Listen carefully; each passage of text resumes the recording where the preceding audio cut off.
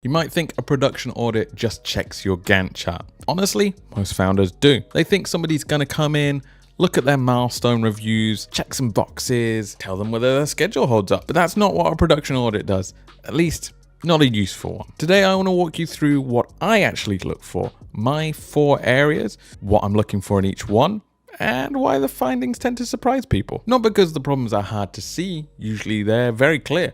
However, because you're inside the project, sometimes it's hard to see clearly. A production alignment audit is a diagnostic, really. That's the most accurate word for it. It doesn't tell you what to build. It doesn't even tell you how to redesign your roadmap. It doesn't tell you if your game's bad. But what it does tell you is it gives you a clear and honest picture of where your project actually stands relative to what a publisher or investor would want to see at that stage in the project. Because that gap between where you think you are and somebody coming in and evaluating from the outside thinks you are, that's where most pre-funding discussions really run into trouble. The output is a red, amber, green rated assessment across 4 pillars. Each pillar gets a score and a commentary in my book. And then there's the verdict.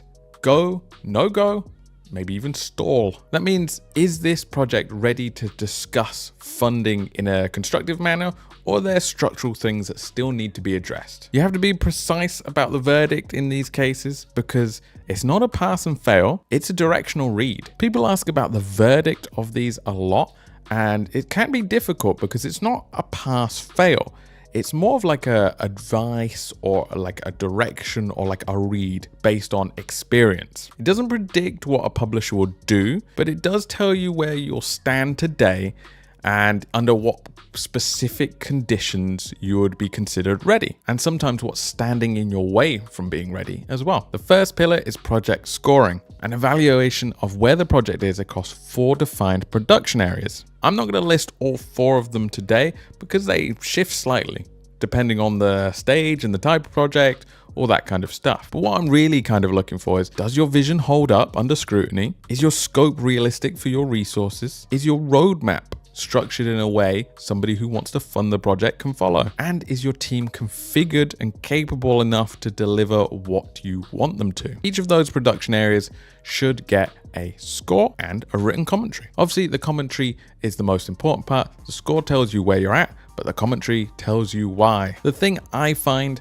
that surprises most people at this stage of an audit is the scope question. Almost every project is over-scoped in some way. Not because the founders or the directors are being reckless, because honestly, they're usually not, but it's because scope creep is slow and incremental. Each decision doesn't feel like it adds on a lot of time, but if you add up all these small decisions, it does add on to a big chunk of time. And that's why it can be so important to bring somebody in externally to review the project to see it. My second pillar, and the one that brings out the most emotion during the debrief, is the founder risk commentary. What this means is an honest assessment of the risks at a foundation level, at a leadership level. What's the decision-making structure, for instance, and who has clarity on the final say? Where are the blind spots in the leadership team that commonly derail very good projects? This one can be tough because publishers' investors will often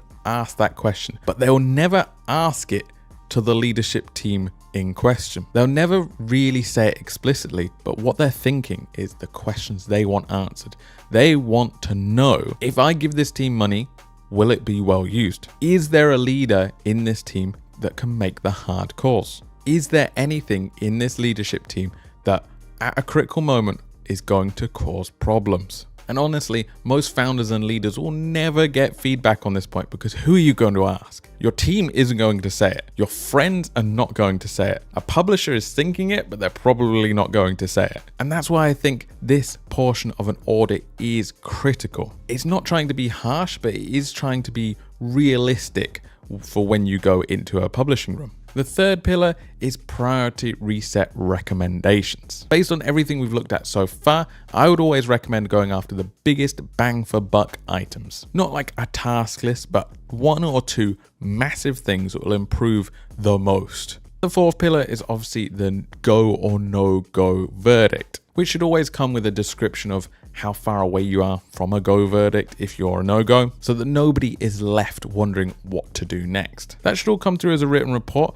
but there should also be a call afterwards to talk your way through it as well. There should always be an option for discussion surrounding why that verdict happened, what the points in the form were, and a chance to ask questions as well. I think that's vitally important. Production audits tend to be best for founders and small leadership teams at pre-funding level who kind of want to go into those conversations, but they don't know if they're quite ready yet. So you get a good structural read on if you're ready to start having money-based questions. I do not think a production audit is great if you're already in a production crisis. That's kind of a different conversation, and you already know you have a problem. So why find an external person to agree with you and go, yes, you are in a crisis, congratulations. I also think that they're not super useful if you're years away from funding conversations either. I'm sure you could just get the lay of the land, how's my project doing?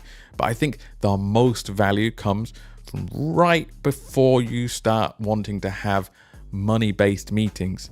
I'm going to approach an investor. I'm going to approach a publisher. Hold on, let's just double check to make sure I have everything correct and that nothing's going to go wrong as part of those conversations. Because after all, if you make a pitch to a publisher and it goes wrong, they're probably not going to want to see your game again. If that feels like where you're at right now, feel free to drop a comment in the comment section. You can also reach out to me. Happy to have those discussions as well. Thank you so much for tuning into this video, and I can't wait to catch you in the next one.